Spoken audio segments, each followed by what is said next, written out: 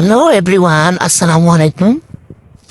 প্রতিদিনের মতো আজকে আমি অল্টো রেসিপি নিয়ে আসলাম হালিম।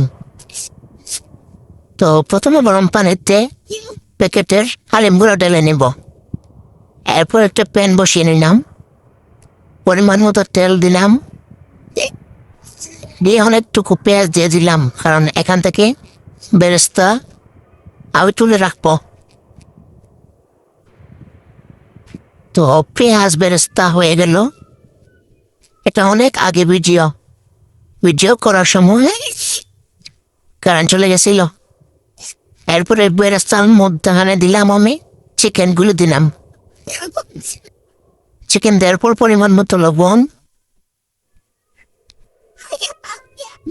আর প্যাকেটের মশলা আছে হালিম প্যাকেটের, এই মশলাটুকু বেশিরভাগ দিয়ে দিব আর অল্প রেখে দিব। তারপর দিয়ে দিলাম 5 ফোড়ন, স্বাদ মতো মরিচ, একটু জাল খেতে পছন্দ করলে একটু বাড়িয়ে দিবেন,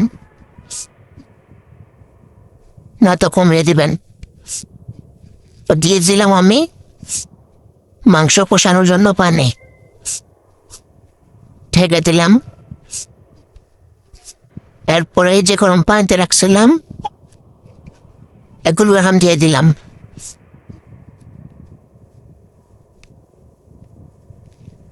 এরপর ভালোভাবে নেড়ে নিলাম। এই যে মশলাটুকু রেখেছিলাম অল্প করে, এইটুকু এখন দিয়ে দিলাম। এই মশলা হালিমের প্যাকেটে থাকে।